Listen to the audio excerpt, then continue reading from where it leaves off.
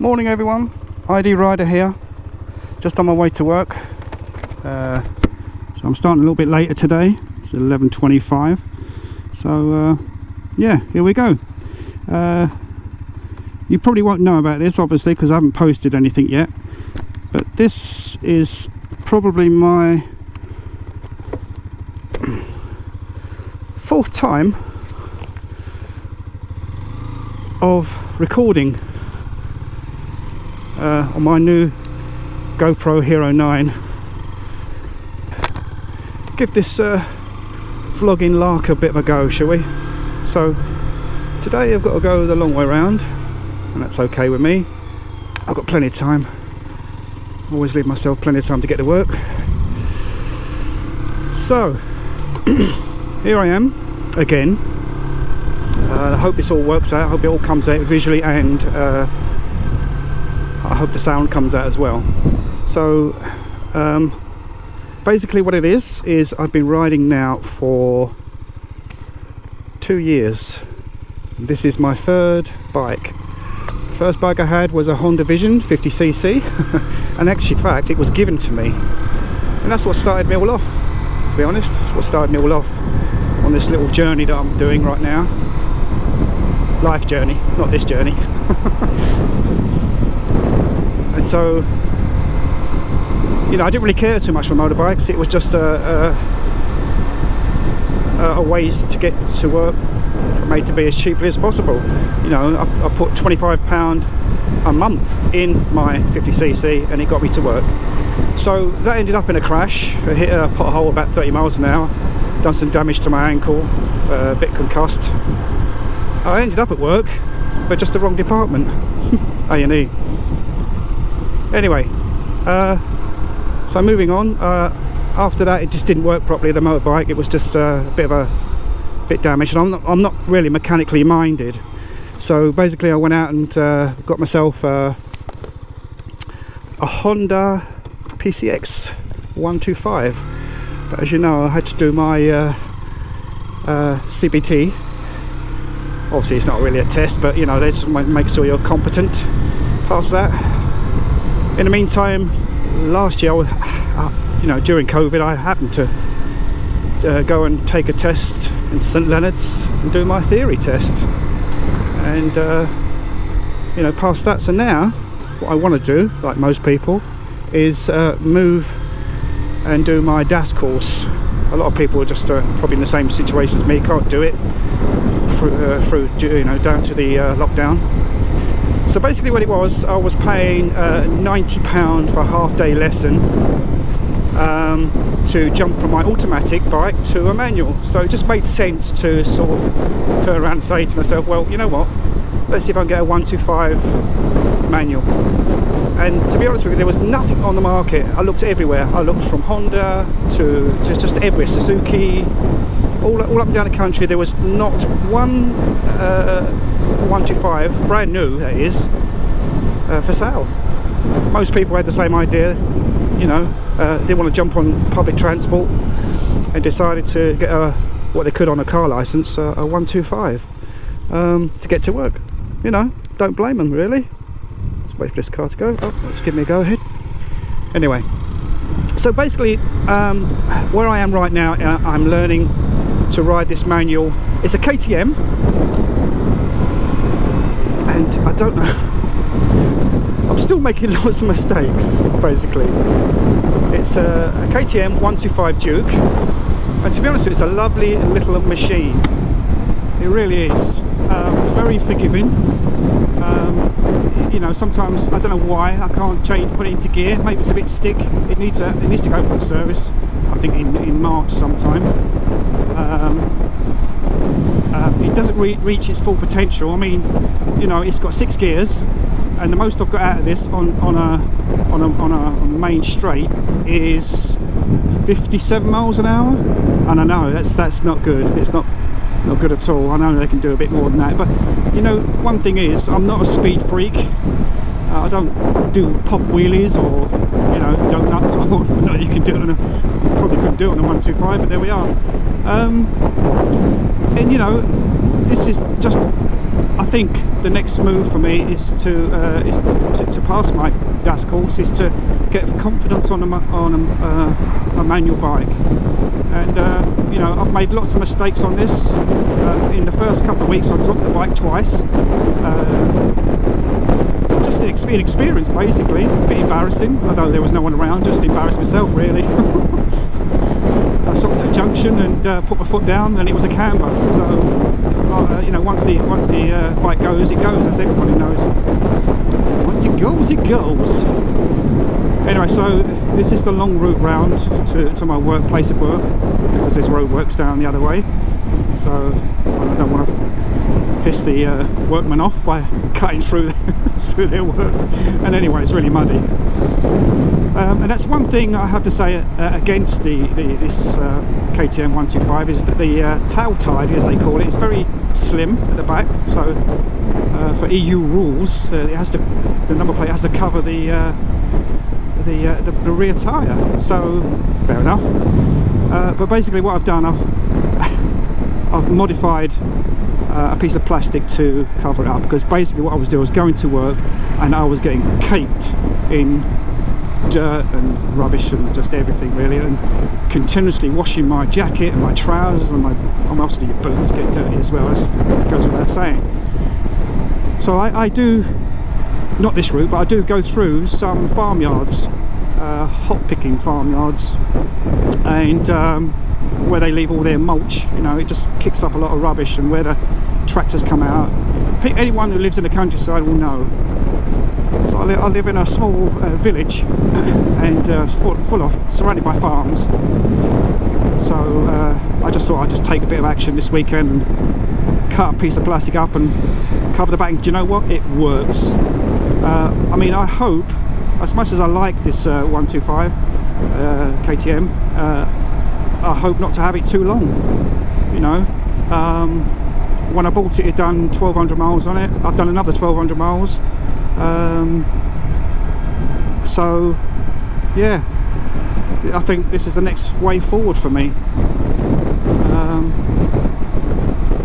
And you know, like I say, I keep making, I do make mistakes. I should indicate when I don't, you know. Like now, there's a car behind me, so I'm just gonna, you know, I pull away in the wrong gear, and it just everything.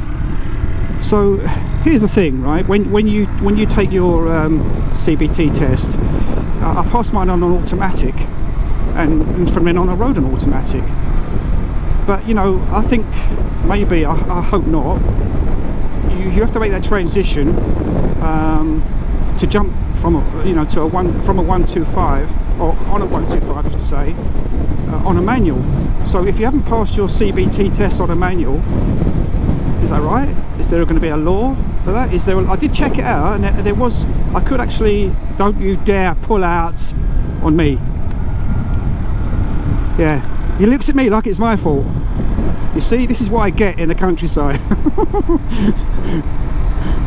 My goodness me, I had him on film anyway, so if he had pulled out on me, well, bang to rights.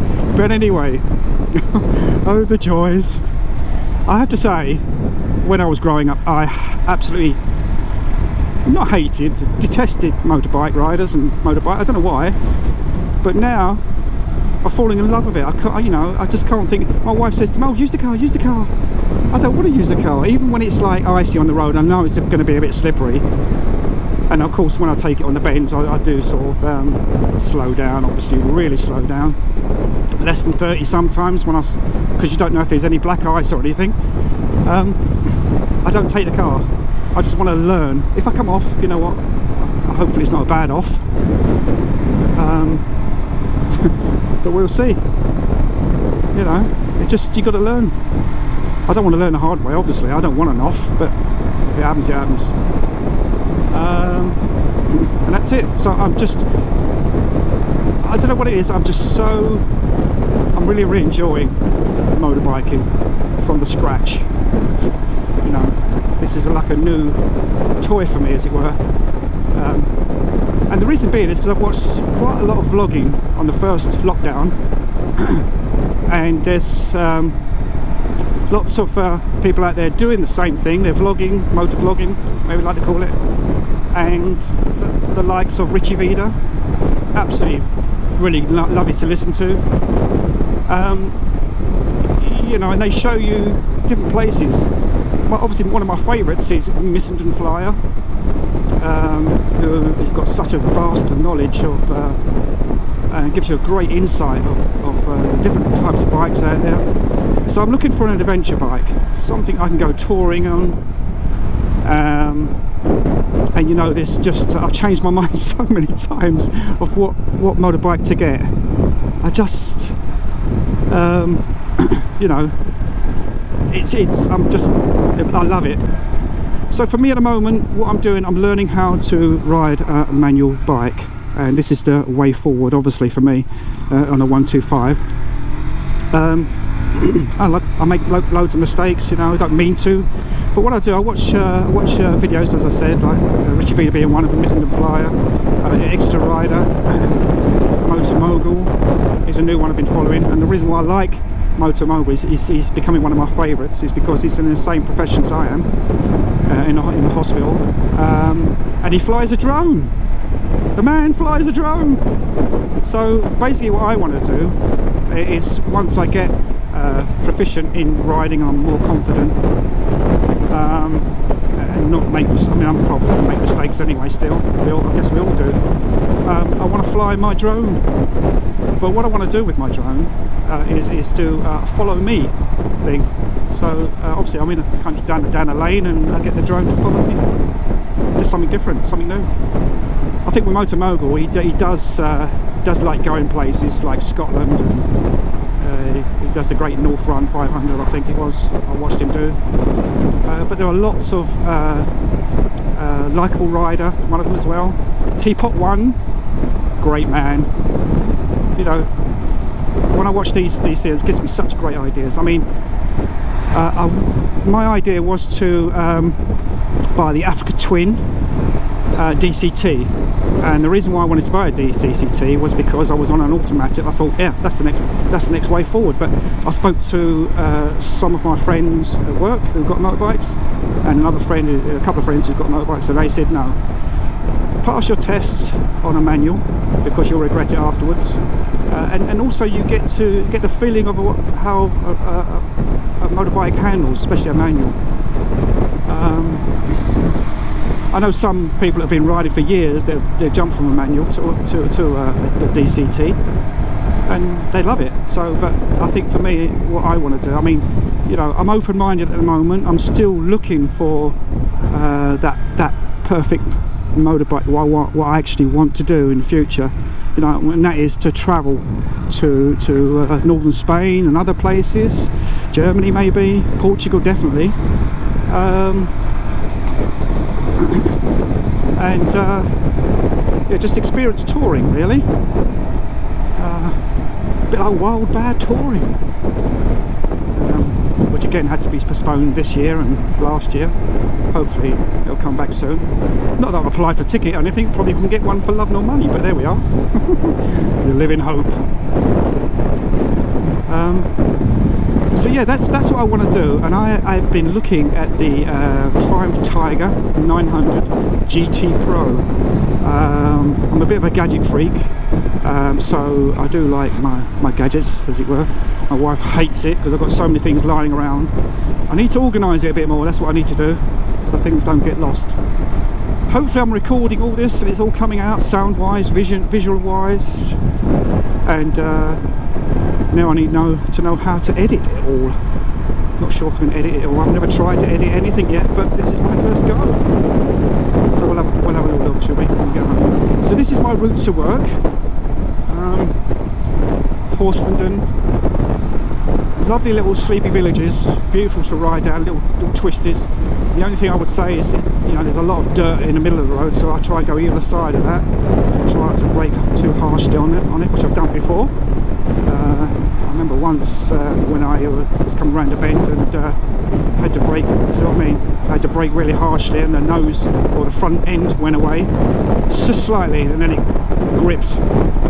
it did make my my back end go a little bit. I mean, my back end, not the bike's back end, so to speak, a bit polite. So yeah, there's a lot of rubbish on the floor.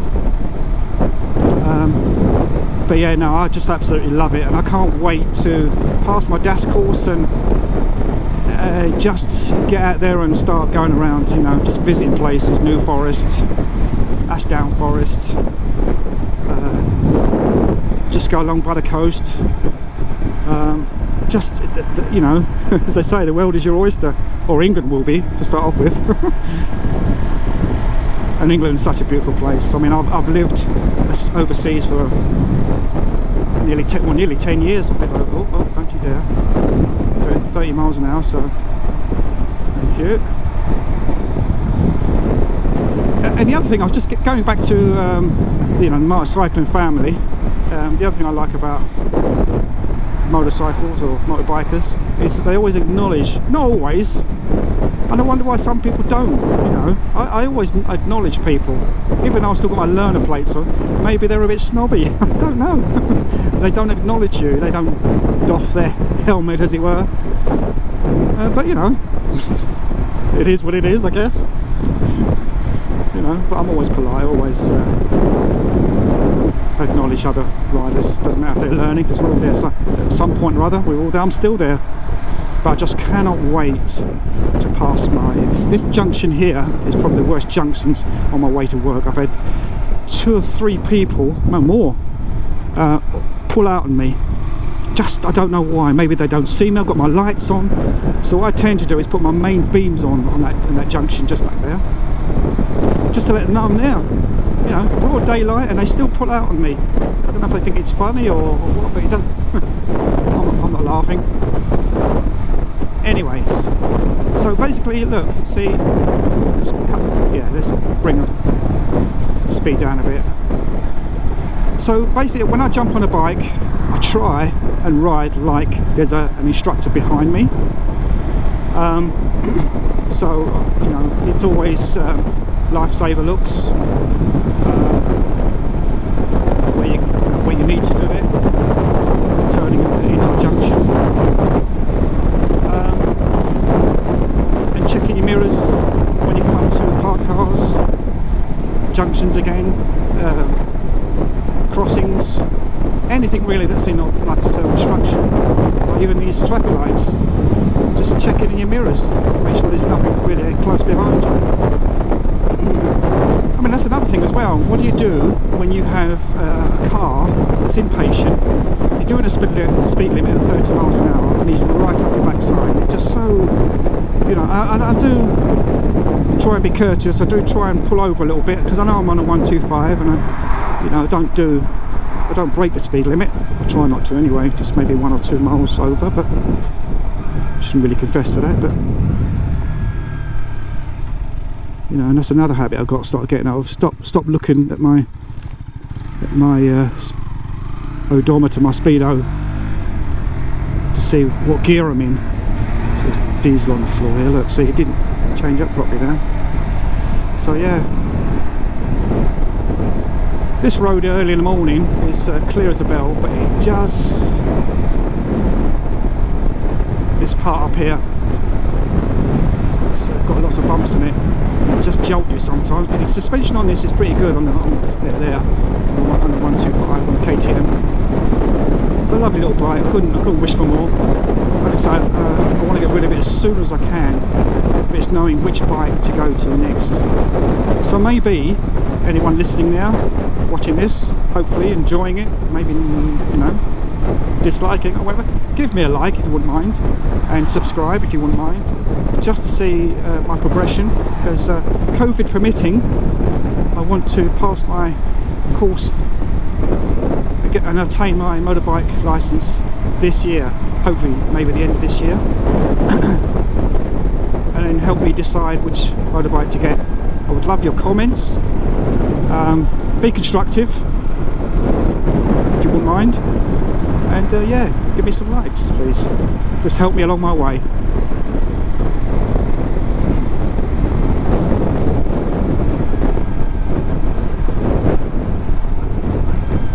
So here I am Where am I? Matfield. That's it. Gosh, this journey's gone really quick. There we are, Matfield. So yeah, you know, actually, there's something I wanted to talk about. There's an ride instructor school, motorcycle instructor school up north called RJH, and they love to tell people online, doesn't cost anything obviously, just give you little snippets of what it's like to do your CBT and to do your DAS course, module 1 and module 2. You know, they give you such an insight to that as well, which is really, really helpful to know what you're going to come up against, especially me right now. You know, how to take roundabouts, how to ride in the wet, you know, just riding safely. And you see like the instructor going out, and he's got two students on motorbikes in front of him, and he tells them what to, you know, where to go, what to do, encourages them, and I think it's absolutely amazing. And I've got lots of how can I say, ideas from that as well. Lots of good instruction, and I'm tempted to actually go up north, and take a week or two out and just pay them to teach me and to pass my tests. But first of all, I need to sort of really concentrate on riding right now, and get myself as close as I can to where I think I should be, especially on the Mod 1. Mod 1 I think is going to be the hardest part for me, because I do have road experience. I've been driving a car for 30 odd years, and now I've been sort of 2 years, albeit on scooters, but last couple of months on this one. So I think I've got road experience, but I need to ride the way they want me to ride to pass my Mod 2. But my Mod 1, I think I might fall short, and that is the actual control of the bike. And as everyone knows, the Mod 1 involves a slalom. It involves well, moving the bike first of all manually, slalom, figure of 8, and of course you go around the wide arch, and there's your I forgot what they call it now, braking, emergency braking, emergency stop, and they do emergency stop with a hazard. And I think that's it. I know it sounds simple, it looks simple when other people do it, but when you actually do it, when I actually do it, I probably might fall short there. I don't know, who knows. So I guess that's what training's all about. But you know, if you don't pass the first mod, you can't do the second mod. Indicate. So looking down, there's a car coming, he's indicating right, let's go, straight out, that's it. This is what I don't like as well, these cars sometimes don't stop even though it's good way. Oh, and I always take it a little bit too wide sometimes on this. So, you know, it's a BMW, can't take me. So yeah, not far from work now. About another 10 minutes. Like I say, I really do hope that this is coming out loud and clear, visually and audibly. So this is the bit I used to really get worried about, this bit here. So I've got to cut into, indicate, move over. See, when I was on my 50cc, I could do 30 miles an hour. And I used to really piss other drivers off coming into the fast lane, trying to get down into this slip road here. Really wind them up. I don't mean to, honestly. It's not my intention, but it just the way it was. There's just no power in a 50cc. Honestly, it says 50cc, but I could only get 30 miles an hour of it. Whoa, what a joke, honestly. So, you know, it's little things like when you turn into a new road, or going past the lights, you look into your mirrors, make sure there's, you know, where you are really. If there's parked cars on the left, you look right, make sure you can move out safely. and then of course when it's empty on the left I can come back in again. Always checking my mirrors. That's the thing I've always been doing. Sometimes I forget. You see, look, this car here, even though I've got right of way, you allow other cars to come. That used to really annoy me at first. Cars coming onto my space. I didn't like it. I was just trying to hold my ground. But car v motorbike, well, who's going to win that one? Anyway, so you see, look, car v motorbike. Anyway, stop being so childish, David. Yep. Right, so here we are. Pembury Village. Yeah. There's one thing that this KTM Duke gets is lots of looks from people, especially young people. And I do sometimes, well, I do when I remember, chain it up. It's got an alarm on it, so, and it's also near security guys, so they keep an eye on it for me. But yeah, it gets lots of looks. Don't particularly like it, but what can I do? I can't tell them not to look at me, can I? Oh, don't look! Yes, I know it's a nice bike, but I know you can't have it. Like scooters, these are probably like on the top of the list to be stolen, I guess. Probably easy to be stolen. So, yeah. Last thing I want is this to be stolen. I'll be like totally lost. I'd have to use my wife's car then. So I'm looking at my mirrors. It's going to change. Is it going to change? No. It doesn't happen very often. Down, right, up and there. Looking in the mirror. This is 40 miles an hour here now.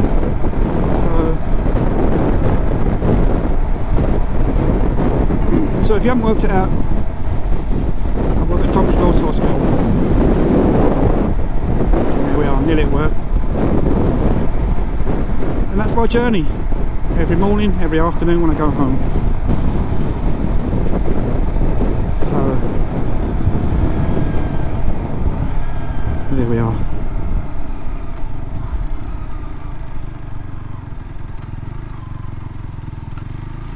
That's it. Oops. Right. Okay. Is he talking?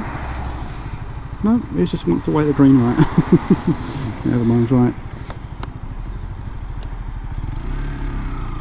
Always give him a lifesaver look. These lights change so quickly. That's it. Right, I'm going to sign off soon. You don't really need to see me parking up there.